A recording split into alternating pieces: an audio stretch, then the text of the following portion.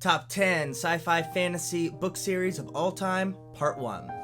Number 10, Hyperion by Dan Simmons, specifically the Hyperion Cantos. The first two books are amazing. The basic idea of this is there's a pilgrimage of 8 pilgrims that have been brought to this world of Hyperion because of a time illusion. Each of them have these very interesting story, all connect via like these weird time phenomenon. It's a lot of our existence, everything from God to how we relate to each other, to children, to parenthood. It's a really, really great series in its creativity. Number 9, I don't have a physical copy. I have this on ebook, and that is The Dandelion Dynasty by Ken Liu. This is a utterly phenomenal tale about a group of islands, an archipelago that is just recently unified by conquest.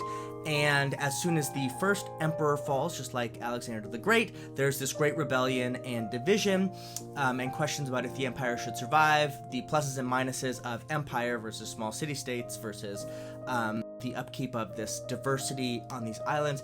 It's phenomenal, and the viewpoint of this novel, or I should say the storytelling style, is so unique because it is Frank Herbert's Dune, and specifically the first 3 books, which is kind of funny because I grabbed Chapter House Dune for some reason, but I think the story of a chosen one is so well examined in this particular context. A wonderful series, also very creative and weird and thoughtful. Love it.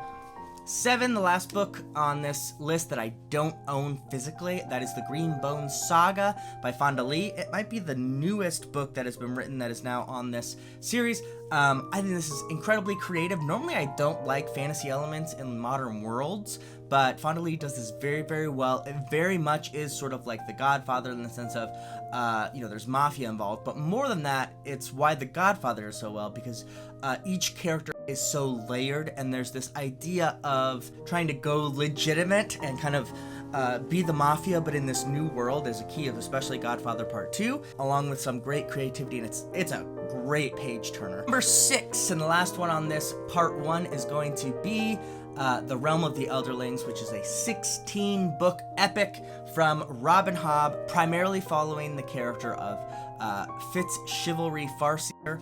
And unlike a lot of fantasy works where, this guy is brave and chivalry, he's kind of like the Harry Potter where he's innocent, goes in, and he's good at everything. Fitz actually really struggles with this role. He is abused, he is manipulated, he doesn't gain great power, at least initially, and it's really hard in that respect. There's a lot of pain, a lot of suffering, but it's so realistic, and the characters in this are so well done, while also the world being very, very creative and